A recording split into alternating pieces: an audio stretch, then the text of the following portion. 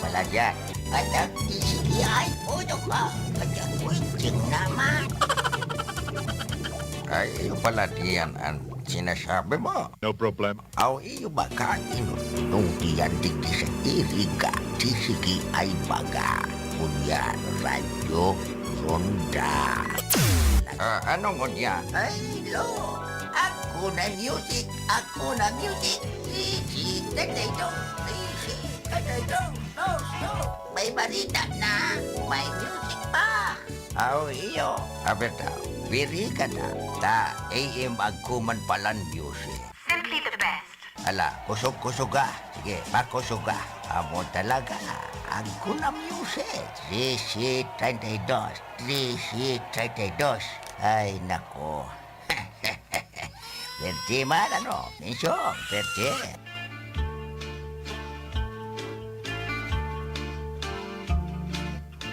Sabi ko na sa'yo mo, lo. Di ka kaya. Waiting ka, waiting. Puro ka waiting.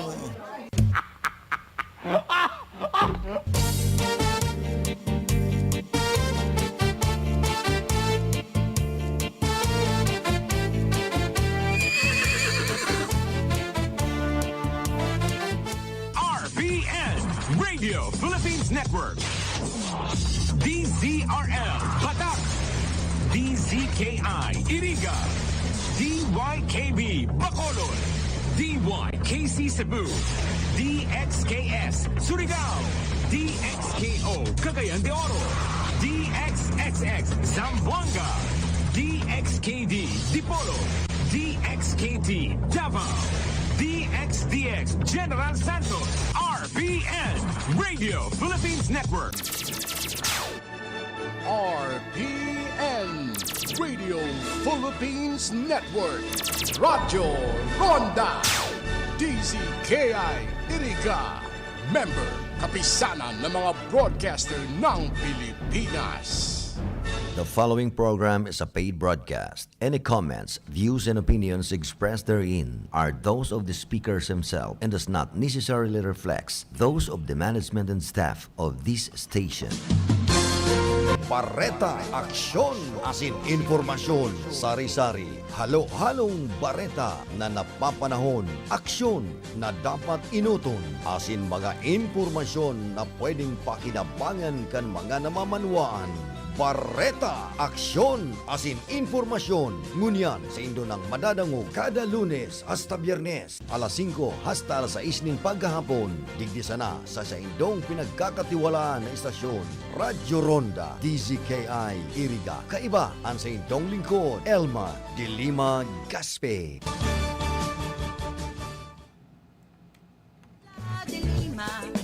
Ating ibalik ang hustisya at pag-asa. Laban, Layla, Layla de Lima. Ating ipanalo ang laban ng Pilipino. Nais natin ang liwanag ng bukas. Tayo na't lumaban, ibalik ang hustisya. Nais natin sumulong ang bansa. Tumindig, kumilos, lumahok at magpasya. Laban, Layla, Layla de Lima. Ating ibalik ang hustisya at pag-asa. Laban, Layla, Layla de Lima. Ating ipanalo ang laban ng Pilipino. Laban, Layla, Layla de Lima. Ating ibalik ang hustisya at pag-asa. Laban, Layla, Layla de Lima. Ating ipanalo ang laban ng Pilipino. Laban, Layla, Layla de Lima. Ating ibalik ang hustisya at pag-asa. Laban, Layla, Layla de Lima. Ating ipanalo ang laban ng Pilipino. Laban, Layla, Layla de Lima. Ating ibalik ang hustisya at pag-asa. Laban, Layla, Layla de Lima. Ating ipanalo ang laban ng Pilipino. Ang bago, wala pa tayo natin manggagancho. Maayos na sitwasyon, maunlad na nasyon, inuuna ang bansa, hindi China o ganansya. Nakapwesto sa gobyerno, dapat hindi ito robo. Laban, Laila, Laila de Lima, ating ibalik ang hustisya at pag-asa. Laban, Laila, Laila de Lima, ating ipanalo ang laban ng Pilipino. Nais natin ang liwanag ng bukas, tayo na't lumaban, ibalik ang hustisya. Nais natin sumulong ang bansa, tumindig, kumilos, lumahok at magpasya. Laban, Laila, Laila de Lima, ating ibalik ang hustisya at pag-asa. Laban, Laila, Laila de Lima, ating ipanalo ang laban ng Pilipino. Laban, Laila, Laila de Lima, ating ibalik ang hustisya at pag-asa. Laban, Laila, Laila de Lima, ating ipanalo ang laban ng Pilipino. Okay, good afternoon. Laban Laila, ating ibalik ang hustisya at pag-asa ng bansa. Ating ipanalo ang laban ng kapwa Pilipino. So, lalaban tayo at lalaban. Like what I've always said, talagang kami lalaban tayo para sa kabutihan ng ating bansa. Yaw na naman po kita sa sarong oras na bareta, aksyon, impormasyon. Every Monday to Friday. So, sarong oras po yan. At sa tuya pong makakaibanan sa technical side, andyan po si Chief Technician, si Engineer Abilindon Toralio. And of course, andyan po si Sir Rodel Cesar sa PSG. And of course, andyan po, yan man po duman sa transmitter, si Sir Felix Lagrimas. And kaibanan po niya doon sa iyang PSG. Si Tony Saison. And of course, ako man po ang kaibanan nindo, pero may kaibanan every Monday to Friday sa sarong oras na programang Bareta, Aksyon, Impormasyon. May pong iba kundi si Madam Pink or si Madam kakamping tayo, kakamping. Si Madam Elma Dili Magas pinagsisabing, welcome to the 1-hour program, Bareta, Aksyon, Impormasyon. Okay, sa Bareta, no vaccine, no labas policy, suportado ng transport group. Yes, this is very important. No vaccine, no labas policy, suportado ng transport group. And of course, kaso nin COVID sa Camarines Sur, padagos na paglangkaw, Omicron variant, nakaabot na sa Banwaan, Canbato. Ayan, from partido. And of course, So, my move.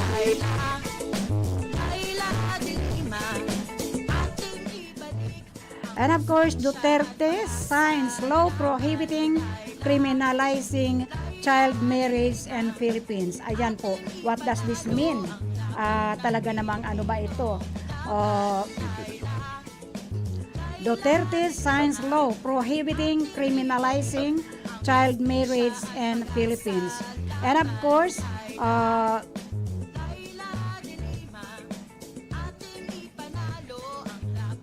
Lacson Party denies talks with Robredo camp. Ano ba ini? Nag-aarawan iwal na.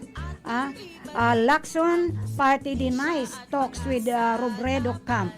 Ano ba yan? Ano na ito? Nagkakanya-kanyahan na tayo o nag-aaway-away na? That is the politics only in the Philippines. Okay. Ano ang daw ining detalye ka ining no vaccine, no labas policy, suportado ng transport group.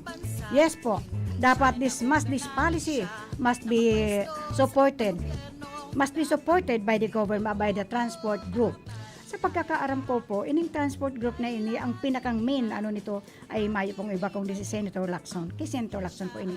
Pero it is good that the policy is supported by the transport group. transport group na ini po. Dapat lang po kasi dapat nga ibalik yung social distancing po sa gabos na transportasyon. Mag-tricycle man po yan, maghabal-habal, or mag-multicab, mag-jeep, or mag-bus. Dapat po ibalik ang social distancing because what is really happening right now ay hindi po kaaya-aya. So, dumadami na naman po. And because sabi nga ng iba, pinupolitika na naman. According to others, siguro pinapataas daw ng husto. Daw, ika nga, daw. Ining mga infected na ini. Ining variant, the new variant, the Delta and the Omicron. Pero nakakatakot nga dahil nakarating na sa bato. Ayan, nasa bato na ang Omicron. So, dahil nga ito pagbaliwalaon ini. Dahil talagang delikado po. Ang sabi nga, hindi naman ganun kalakas ang sipa or ang infection ng initong Omicron. But ang problema po, napakabilis manghawa. Ito po ang dapat katakutan natin. So we must be aware of this new variant of this Omicron. Ayaw ko na sanang pag-usapan ini. Laging sinasabi ko kasi utang-uta na po ako. Pero we need it.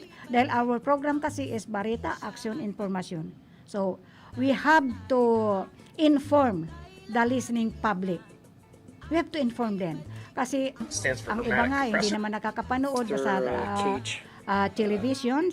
Ang iba nga, kahit maliit na transistor radio ay wala. So, I just don't know how we will. How will this policy will be implemented. Pero dapat as much as possible implemented na po initanganing talagang dahil magkahawa-hawa. Kadakol nga ni ka nagpaparataram po. Kadakol ka nagpaparataram that everybody must have their vaccination. But mostly po, ining mga nagpaparataram na ini ay sinda po ang bakong-bakunado. So, you are cheating yourself. Definitely. You are cheating yourself. Just imagine you are requiring those who are not yet vaccinated. But you yourself is not vaccinated. Something very small, so it's going to Huwag nang dayain ang sarili nyo. And Never cheat yourself. Kung anong pinagtataram nindo, dapat kamo ang una-una. Do it with yourself first before na pagtuyaw sa iba. So, dahil kita basta magparataram. Ang mga madakdak pa naman ay yung mga hindi pa vaccinated. There are so many. Hindi lang sa iriga, dakol pang bakong-bakunado. Saka yung mga negative reports po, pag-isipan ninyo ng gusto yan. But anyway, hello to, basta ang sigurado ako, ining si Rowena Cabarles Jimenez ay bakunado na po ini. Dahil sa muya sa barangay mi, all of us, the elected, the appointed, and everybody, the barangay council, gabos po kami, bakunado na. So, no problem in our office na baka yung iba might carry something because they are not yet vaccinated. Meron pa namang iba sa amin dyan. Maybe some of the constituents, they are not still vaccinated for their own reason. May rason po sila kung bata dahil pa sila nagpapabakuna. Pero ang sabi ko nga, at least 90% siguro sa barangay may bakunado na po. Ibalik ang hustisya at pag-asa, laban, Laila, dapat lang po na suportahan tayo ng no vaccine, no labas policy, suportado ng transport group. Dapat it is not only the transport group who help, also na magsuporta. All of us, we must be aware. All of us. We must be aware of those who are not yet vaccinated, and you must be aware in riding in a public transport. Katulad nga yan, may nagrereklamo po. Ang mga biyahe po, multicab, Iriga Baaw, vice versa, Baaw Iriga. Igwang nagsasabi po na siksikan daw sa sarong sasakyan. Ay dati may distansya po yan, may mga plastic pa yun sa in-between. Pero daw ngayon bako, siksikan na daw at minsan nga punong-puno na daw nagpapasakay pa, so may sabit pa. How about those yung nakasabit na yon? Kung yung katabi mo, hindi natin alam kasi hindi naman sila nag-inspection yan eh. And sana nga po before riding in a riding public, you have to inspect if they are already vaccinated. Dahil ini na nga ni sinasabi, no vaccine, no labas policy, suportado ng transport group. Dapat everybody must support this policy na no labas, no vaccine, no labas, no policy. Supported po ini ng transport group nitong dito sa Bicol. Ayan pa. Nag-ano na naman ako. Ay, may namimilipit na naman ang aking dila. But anyway, ang sabi nga, suportado ng Lega ng transportasyon at mga operator sa Pilipinas. Ayan po, the whole Philippines po. Ang ipinatutupad na no vaccine, no labas policy, and of course, sa National Capital Region, ayan na po at iba pang lugar na kasalukuyang nakasailalim sa Alert Level 3. Throughout Philippines po ini bako lang po ini sa Kamsur, bako lang po sa NCR.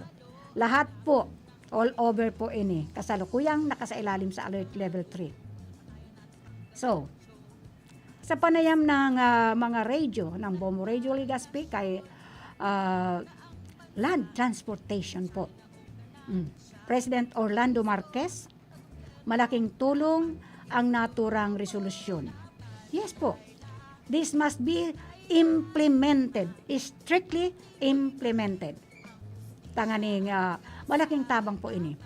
Yan ang sinasabi, malaking tulong ang naturang resolusyon, hindi lamang sa mga driver ng mga public utility vehicle, kundi maging sa mga pasahero. It is the most important in this policy na no labas, no policy. Because ang driver nasa inutan lang yan. Nasa unahan ng any vehicle. And minsan yung driver po, it is barricaded but plastics. But how about those? Yung riding public. Yung riding public po. Tabi-tabi yan. Lalo na ang mga buses, ordinary buses. Tatlo-tatlo po yan sa isang upuan. Then sa kabila, dalawa. Ay how about if yung katabi mo, nagbabahing-bahing yan, although she cover her nose, and he cover his or her mouth. Siyempre, ay pag gumahing pa naman tayo, ay tumatalsik talaga ang virus niyan. Tumatalsik ang ating, not only but the laway. So, we must be careful. Everybody must support this no vaccine, no labas policy na dapat suportahan not only the transport group, but everybody. Especially those who are riding in tandem. So, sa panayam nga na yan, sinasabi ng LTOP na it is a big help. It is a big help. Itong resolusyon na ito sa mga driver, public utility vehicle, at maging sa mga pasahero. Yan po ang tandaan natin. So, those who are riding in public, lalo yung pinagre-reklamo dyan, Iriga to Baaw, Iriga, yung mga multi-cabs na yan. And maybe, Nabua, Iriga, Nabua, vice versa po yan. So, it is very difficult po. Hindi natin alam. Unang-una, kahit ang katabi natin, nobody knows kung saan galing yan. And nobody knows if they are observing and they are doing the guidelines of the health protocol. At once na ikaw lumabas ka na ng bahay mo, delikado ka na. Delikado na. Kasi pagsakay mo sa sasakyan, pag kakalabas mo sa bahay mo, you are waiting for those vehicles that you are going to ride, ay hindi mo alam. Sa tricycle na lang, hawak tayo pag sumakay. And even sa jeeps, sa mga multi-cabs, and even sa bus, pagbungad mo pa lang sa pintuan, nakahawak ka na. And you don't know how many hands ay humawak doon sa mga hawakan na yun. And we don't know kung sino ang carrier doon. And we don't know who are infected of this coronavirus. Tama nga yung laging sinasabi natin. We do not know who is our kalaban. We don't know who is our mga kalaban na yan. Invisible sila. But once you are infected with this corona, and once we are infected with this new variant, the Delta and the Omicron. Nobody knows. No. And then, pagdating mo sa bahay mo, hahawakan mo yung anak mo, you are going to embrace ng anak mo, you are going to embrace your mother, your tatay, and then kakain kayo, harap-harapan, and you are holding even the plates, even the doorknobs, and minsan yung cellphone, ayan po, it is held by the whole family. So, ingat po tayo. So, sinambit nito na mahalaga ngayon ang higit na pag-iingat. Lalo pang patuloy ang pagtaas ng bawat araw ng mga naitatarang bagong kaso ng COVID-19. So, ingat po tayo. Subalit, may minungkahi din ni Marquez na dapat mayroong isang nakatalagang loading and unloading ng mga pasahero sa bawat barangay. Ay, it is napakahirap naman po nun. Di ba yung mga buses nga, like in the Sitio Canto, that it is very hard for those who are now in the barangay. It is not the only. We have so many problems in the barangay that we are doing. We are following the guidelines. But it is already the problem of the transport group. Kasi tingnan mo naman yan, iminungkahi ni Marquez na dapat mayroong isang nakatalagang loading at unloading ng mga pasahero sa bawat barangay.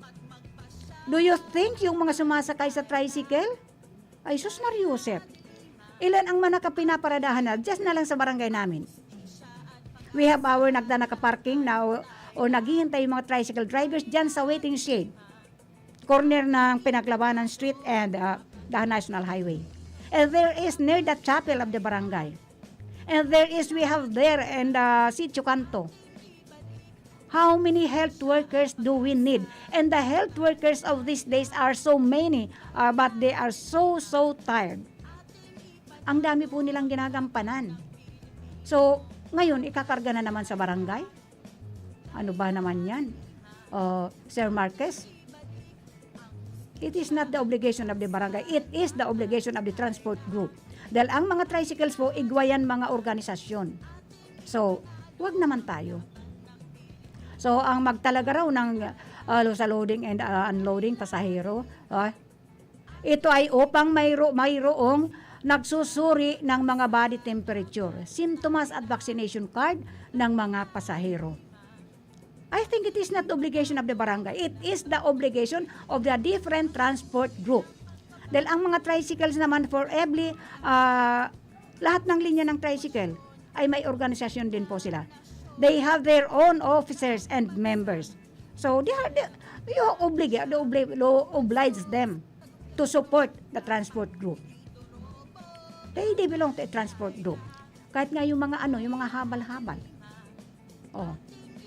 And sometimes there is no designated place or venue with this small mga transport na ini. Like the tricycles and the habal-habal and the motorized padjak. Just imagine, magre-request kayo sa barangay. And then sa barangay naman, the officials will request for the presence of the health workers, barangay health workers, to just check their temperature and symptoms at vaccine card at ng mga pasahero. It is already the obligation of the driver to check it up. And yung mga buses, it is the obligation of the conductors to check up their passengers before riding. They have to check if the temperature. They have to bring their own scanner. Temperature scanner. And to check. Dahil ang mga pasahero naman, para hindi naman medyo sagabal ng husto, not delaying the trips, hindi maabala ang ibang pasahero. Dapat ang mga pasaherong sasakay, they have to ready their vaccination card. Para yung naman yung scanner, at least bago sumakay. Scanner lang po, temperature scanner. Kaya lang, may kamahalan din kasi. So mag-request kayo. Request kayo sa City Health.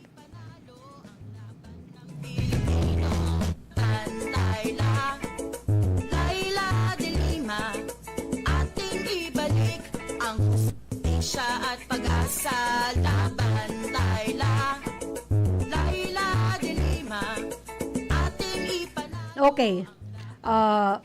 Nilalayon niya rin dito na hindi na maatraso ang biyahe at mahirapan ang mga driver na mag-isa-isa sa mga sasakay na pasahero. Dapat lang. Pero hindi naman yun. Madalian lang naman yan. Ang temperature scanner naman napakabilis. Kaya yan ang sinasabi ko na dapat ang pasahero, each passenger have to prepare their own vaccination card. Pagdidiin ni Marquez na itabi muna sa mga isyu na sa umano'y nalalabag na karapatan dulot ng nasabing resolusyon dahil kapakanan at kaligtasan ng bawat isa ang mahalaga sa gitna ng muling paglubo nitong COVID-19 infection. So, napakadali nung ipasunod. It must be implemented because it is really needed this time. Kailangan po yun. So, hindi naman mangyayari ini kung hindi lumubo ang mga infected. Gawa ito nung nagluwag sinda. Niluwagan nila during the Christmas and the New Year's celebration. Ang luwag-luwag. Go on shopping. Everybody goes on shopping. Kasabi nga, naghihirap daw ang Pilipinas. Pero what happened? Hindi po daming may pera. So, sa kaso ng COVID sa Camarines Sur, padagos na paglangkaw o ang Omicron variant nakaabot na sa Banwaan Canbato. From Partido to Bumbon, San Antonio, Naga. Ayan, naglakbay na. We are so lucky na sana nga, wag na ini maglangkaw ng maglangkaw. Digdi sa Iriga, mas naglangkaw ngunyan ang numero kan mga tinatamaan kan COVID-19 virus sa Camarines Sur. Subuot sabihon, mas naglalakop ang helang maski di pa kumpirmado kung darana ini kan Omicron variant. Pero we must be, yan ang sinasabi. Everybody must be careful. We must be all aware of what is really happening. Dahil hindi nga natin kakilala, hindi natin alam kung sino ang kalaban natin at kung nasaan ang kalaban natin na ito. Nakatalikod na pwede sa 4, pinaluwas kan DOH ang 16 na bagong kaso. Alagad kasuod sa report kan Edmero as in DOH, nag-abot na nin 38 ang bagong kaso. Just imagine. According to Edmero na yan. Dahil paman ngunyan, kinukumpirmar kan lokal na gobyerno kan Bato kung ansaro sa bagong kaso ini mananggad na Omicron variant. So, hindi pa naman confirmed. It is the good news doon, not yet confirmed. But sabi nga, ining Omicron ay dikit lang daw po ang problema, kaya lang mabilisan ang panghawa. So, inot kay ni, nagpaluwas na ni memorandum si Gov. Migs Villapuerte kang Camarines Sur sa gabos na Banwaan, asin syudad. Napakusugon ang saindang active case findings. Matapos madiscover ang kaso kan na Omicron sa Tigawon, Bumbon, asin sa Bato. Ayan. 3 lugar na po. Nagtutubod ang gobernador na posibleng igwanin mga naging close contact ini. Kaya ang enot na mga nagpositibo sa nasabing variant na daipangunyan na sususog sa padagos na pag-contact tracing kan mga otoridad. Mahirap po kasi mag-contact tracing Kaya dapat for every event, sa bawat pagtitipon po, importante po ang logbook, always prepare an alcohol, and provide face mask to those who have no face mask. Yun po ang importante to all events. Kaya nga ipinagbawal di sa Ibirga, ipinagbawal ang bunyag, ipinagbawal ang kahit anong any kind of activities po. Basta may pagtitipon, ipinagbawal po yan. Ang paglangkaw kan mga kaso sa probinsya, inihuli sa mga okasyon kan nagtalikod na Pasko, asin kan bagong taon. Kung saan nag-abot na sa 0 ang kadaklan na Banwaan, alagad mo yan, biglang naglobo ang numero. Yan ang problema. So, papanginutan na kan Provincial Epidemiology and Surveillance Units ang paghahanap sa mga persona na may simptomas kanhelang asin posibleng carrier kaini. Makundusir man ni na RT-PCR test sa mga persona na kabali sa targeted population asin kan mga frontliners hali sa mga rural health units PNP, BFP, market vendors, asin duman sa mga lugar kung saan nagkakaigwa nindakol na mga kasong nagbubutwa. Okay, maghanap buhay muna tayo, engineer. This time check is brought to you by Senator Leila De Lima. Ang oras pong inidara sa Indo, kan ako Bicol Party List. This time check is brought to you by Senator Leila De Lima. Ang porsyon ay nihatod sa Indo ni Kagawad Melnan Robles Moralio. Basta kidaday, hayahay ang buhay. Loren Legarda po. 18 years akong senador at nagsulong ng mga batas na nakakatulong sa mga nangangailangan. Free college education law. Para sa aming edukasyon. MSME law. Batas para sa aming kabuhayan. Climate Change Act. Mga batas para sa kalikasan at climate change. Mga batas na ginawa ko na napapakinabangan ngayon. Sana makatulong pa ako sa mas marami. Loren Legarda. This is a paid advertisement. Ringo Honasan po. Sa pagbangon ng mga Pilipino, saludo ako sa mga taong patuloy na humaharap sa hamon ng pagbabago. Bilang isang ina, handa akong gawin ang lahat para sa kaligtasan ng aking mga anak. Pandemya man, tuloy pa rin ang serbisyo para malinis ang kapaligiran. Serbisyong publiko para sa kaligtasan ng lahat. Sa panahon ng krisis, ikaw, ako, magtulungan tayo. Ringo Honasan po. Saludo ako sa Pilipino. Nanlalabo na ba ang inyong mga paningin? O kailangan mo ng proteksyon laban sa radiation? Ano pa ang hindi hintay nyo? Pumunta na sa The Vintage Optical. Ang optical para sa lahat. Visit us at the ground floor, Gaisano Capital, Barangay San Roque, Iriga City. We offer free computerized eye examination. Free frame. Lente lang ang babayaran. Starts at 999 complete eyeglasses with anti-radiation lens. The Vintage Optical, the widest selection of optical signature frames and sunglasses. The Vintage Optical, ang optical para sa lahat.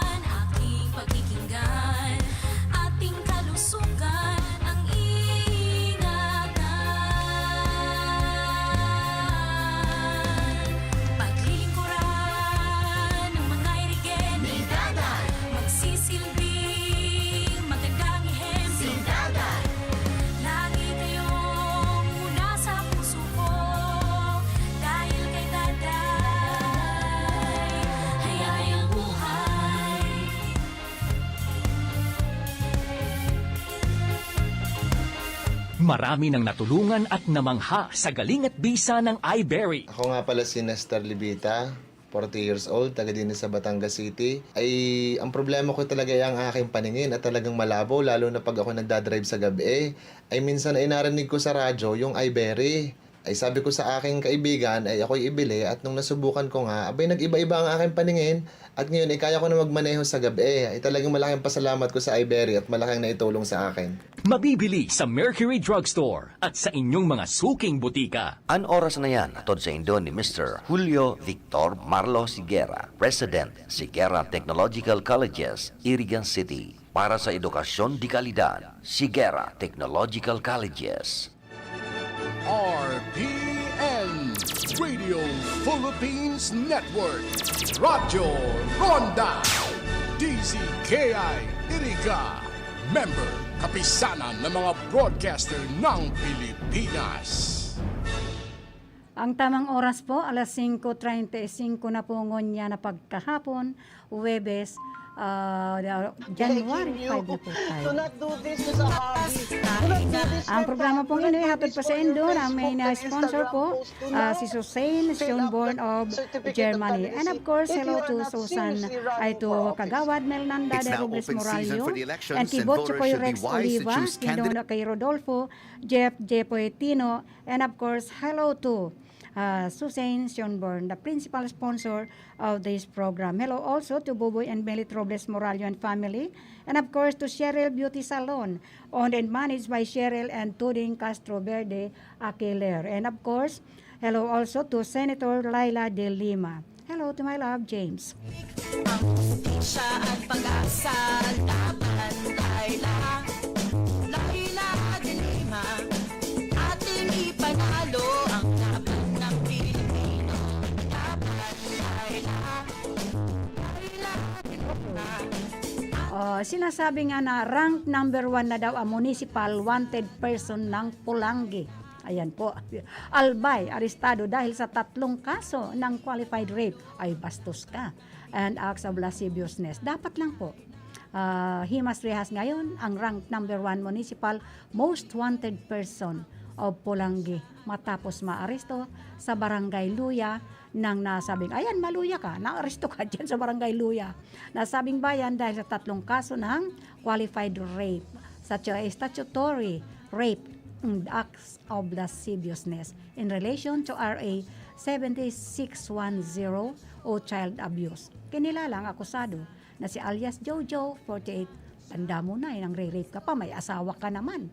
May asawa at residente ng nabanggit na barangay. Yan ang masama. Pag may asawa ka na, ayan, ibuhos mo lahat. Yung lahat ng sex urge mo, ibuhos mo lahat dyan sa asawa mo para hindi ka nakakasuhan. Dahil sa ngayon, ang dami-daming bawal ngayon. Ang daming different kinds of laws regarding, ayan po, sa bawsiyan. Tayo na lumaban, ibalik ang hustisya. Okay, Duterte signs law criminalizing child marriage. Ayun ba, child marriage po. Bakit, ano bang ibig sabihin nun? Tapos ito, Bongbong Marcos na namesake drop. What does it mean? Bongbong Marcos namesake dropped in Comelic's tentative presidential first list down to 11. Okay. Laila de Lima, ating ibalik ang hustisya at pag-asa, laban, Laila, Laila de Lima, ating ipanalo ang laban ng Pilipino, laban, Laila. Okay, pag-usapan ta daw ining sinasabi nga ining ni Rodrigo Duterte has signed a law criminalizing and imposing penalties on child marriage, which has affected hundreds of thousands of Filipino youth. Ay, di naman natin tumaano dahil masyadong mapusok mo niyan itong mga kabataan. What does it mean that signed a law criminalizing and imposing penalties on child marriage,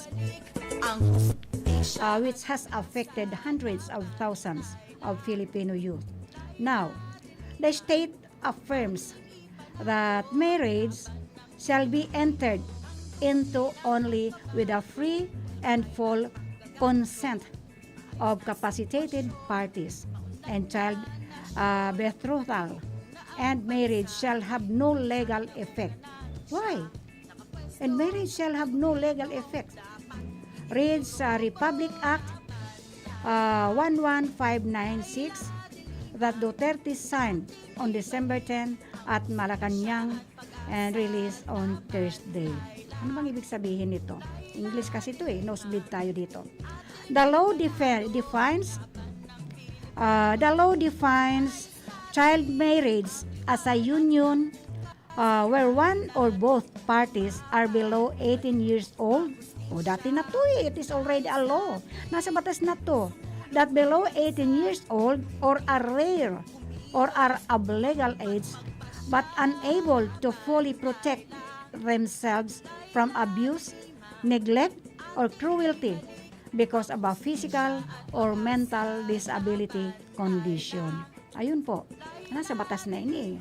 Patulitin ko, the law defines child marriage as a union where one or both parties are below 18 years old or are of legal age but unable to fully protect themselves from abuse, neglect, or cruelty because of a physical or mental disability or condition.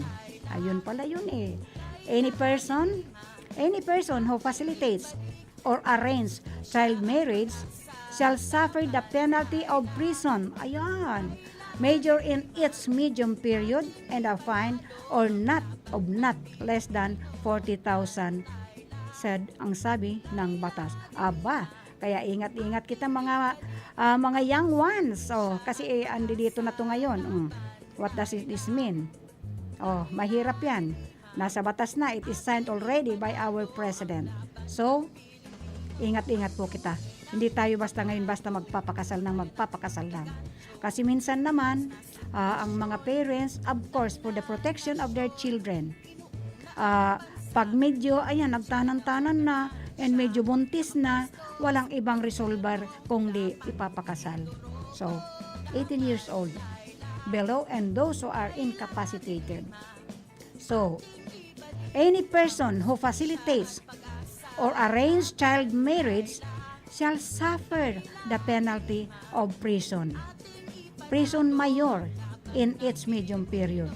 And magpa-fine talaga ng 40,000 pesos. But if the perpetrator is a parent, adopted, or step-parent or guardian of the child, the penalty shall be prison mayor in its maximum period and a fine of at least 50,000 pesos. Ayun ang masakit yan. Ang hustisya at pag-asa, laban, Laila de Lima, ating ipanalo ang laban ng Pilipinas. Laban,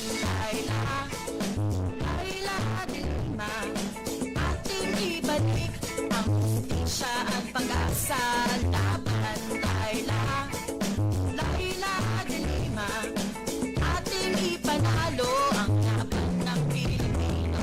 Laban, Laila ating ibalik ang hustisya at pag-asa, laban, Laila de Lima, ating ipanalo ang laban ng Pilipino. Laila de Lima, ating ibalik ang hustisya at pag-asa, laban, Laila de Lima, ating ipanalo ang laban ng Pilipino. Ang tunay na pagbabago, patayan at paggagancho, ayos na sitwasyon. Yan ang gusto ni Senator Laila de Lima, walang patayan at walang manggagancho. Ano na ba yung manggagancho? Walang patayan, kaya ibalik natin ang hustisya, ang pag-asa ng ating bansa. Laila de Lima, ating ibalik. Now, ang sabi pa dito, the same penalty applies to those who perform or officiate a child marriage.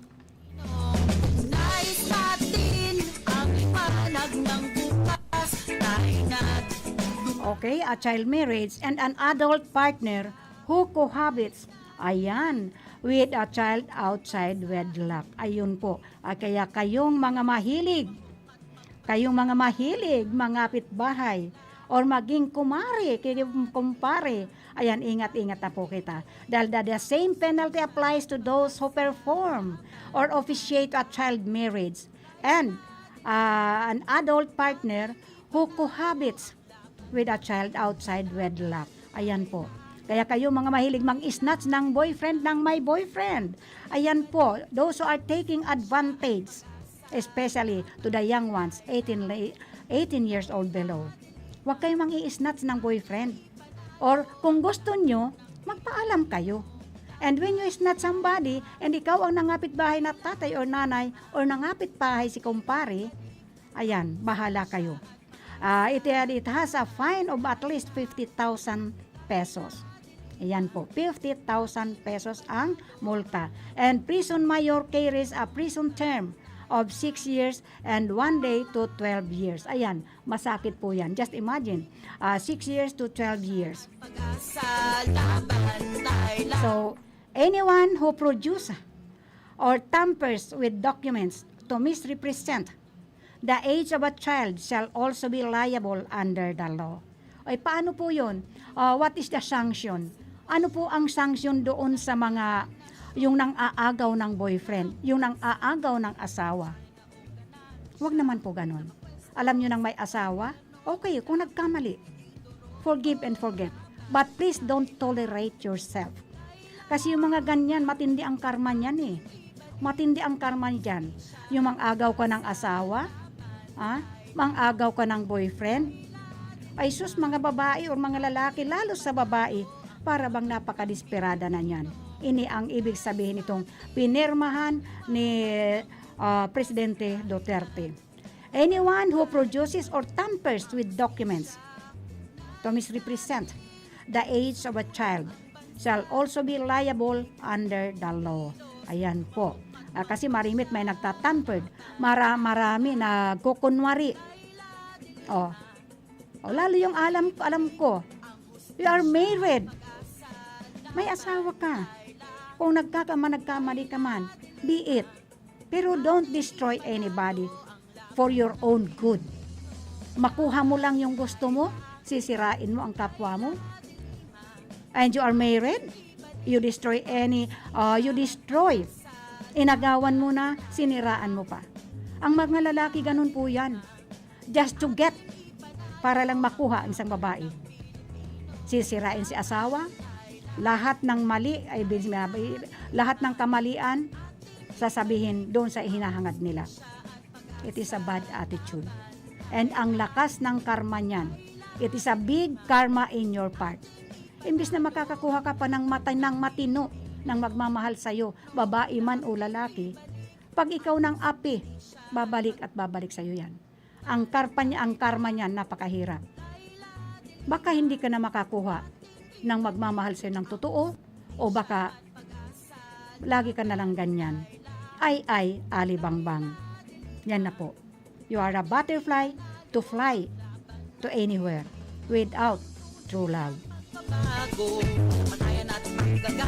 So, if the perpetrator is a public officer, he or she shall be dismissed from the service and may be perpetually disqualified from holding office. Ayan po, ayan. Yung mga ganun po. Ayan po. You shall be dismissed from your service. Ingatan yung trabaho nyo. Ayan po. Kung kayo mga ngapit bahay o mang-aagaw ng hindi inyo, see to it na hindi kayo mabubuking. But there is no secret that is not be na hindi nabubulgar. Yun ang ingatan nyo. Yan ang ingatan. Ang ganda pala nitong na to. Naging maganda ang outcome nitong ni Presidente Duterte. So, Senator Hontiveros, principal author and sponsor of the measure of child brides. Ayan po. Si Senator Risa Hontiveros pala is the principal author and the sponsor of the measure, said child brides in the Philippines were estimated at around 726,000, the 12th highest in the world. Oh my God. Kasi oo nga naman, we have so many teenage pregnancy. We have a lot of teenage marriage. Hindi po yan ang rason. So, ini kasi mga kabataan natin ngayon, itong mga millennials natin, para bang mauubusan ng mga lalaki o mauubusan ng babae. Pero hindi nga lang itong teenage Not only the millennials as of these days, ang mahilig po. Even the older one. When the ano ba yan? Yung mga, I just don't know. Citing a 2019 Oxfam survey, sinoted that 253 or 24% out of 1,058 respondents from Lanao del Sur, Maguindanao, Basilan, Sulu, and Tawi-Tawi were in child marriage, and 97% of them were girls. See? Ano ba yan, mga iha? Magsipag-aral muna kayo. Tulungan muna natin ang iyong pamilya. Mag-aral kayo ng mabuti habang iginagapang kayo ng parents ninyo. Napaka-importante pala nitong RA 11596 na ini delegates responsibilities to the government agencies to create an enabling social environment where the practice of child marriage shall not thrive. Ayan po. Ang galing pala nito. And our principal author of this is Senator Risa Hontiveros. The state recognizes, ulit-ulitin ko nga ining topic. This is very important to the millennials, especially the young couples, the teenage pregnancies, and the teenage marriage. The state recognizes the role of women in nation building and shall therefore protect and promote their empowerment. This is essential the abolition of the unequal structures and practices that perpetuate discrimination and inequality of the laws. Yan ang sinasabi ng batas. Yan po, napaka-importante pala nito. And beside ito naman, the Filipino mothers selling their children for online sexual abuse. The DSWD received 331 reports of child online sex abuse from 2019 to 2021. Napakahirap po.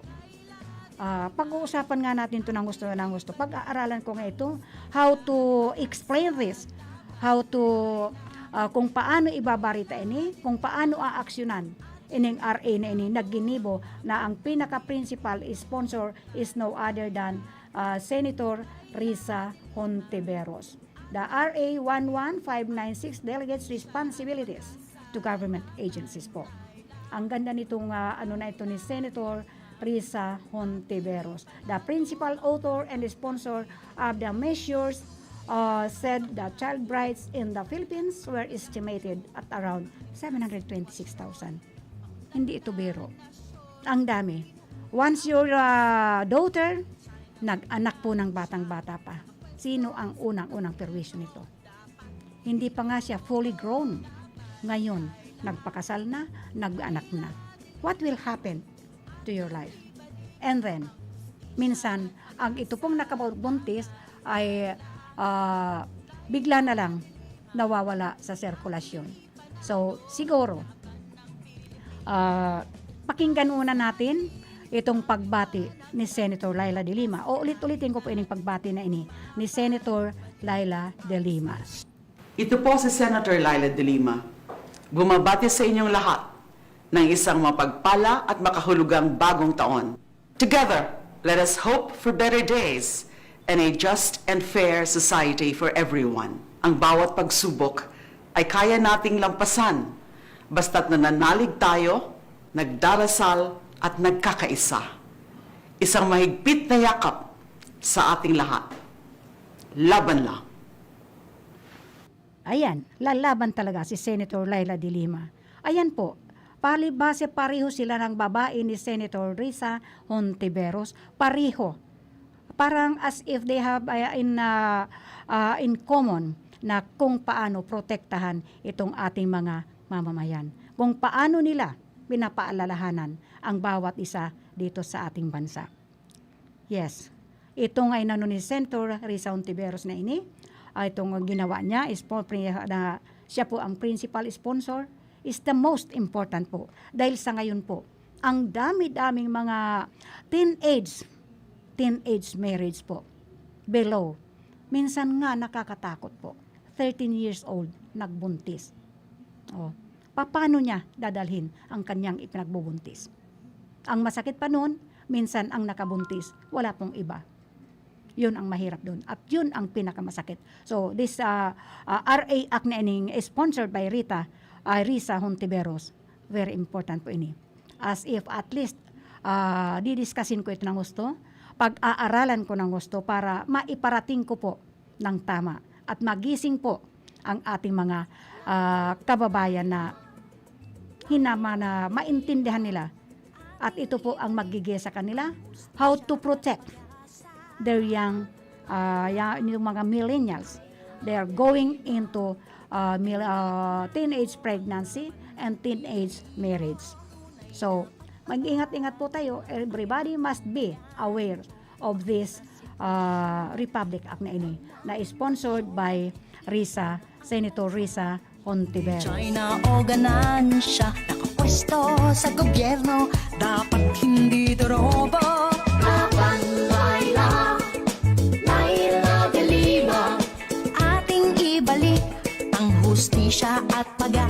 Laban Laila, Laila de Lima. Ating ipanalo ang laban ng Pilipino. Kung nais natin ang liwanag ng So, again, si Senator Hontiveros po, ang principal author and sponsor of the measure, said child brides in the Philippines were estimated at around 726,000, the 12th highest in the world. Laila de Lima. Ating ibalik ang hustisya at pag-asa. Laban Laila, Laila de Lima. Ating ipanalo. So now, I understand that Duterte, this is very important RA, signed by into law, by Duterte signs law making child marriage a crime. Yes, it must be a child marriage crime. Kasi, biro mo ipanapakasal nila. Oh, so, it is better that Rodrigo Duterte has signed a law criminalizing and imposing penalties on child marriage, which has affected hundreds of thousands of Filipino youth. Yan po ang problema sa atin ngayon. The state affirms that marriage shall be entered into only with a free and full consent of capacitated parties, and child betrothal and marriage shall have no legal effect. This is the Republic Act 11596 that Duterte signed on December 10 and Malacanang released just yesterday. This law, this Republic Act, this RA 11596 is the principal author is no other than Senator Risa Hontiveros. Again, Republic Act 11596 that Duterte signed is a principal author nito ay no other than Risa Hontiveros. Again, it is time again already. And hello also to Saulo Gaspi who is watching right now. Sometimes itong mga nagwa-watching sa atin by live streaming, mag-comment man po kayo regarding the topic na kung anong topic po ang nakita ninyo o naabotan ninyo na dinidiscuss ko. You can comment. Pwede kayo mag-comment through FB Live.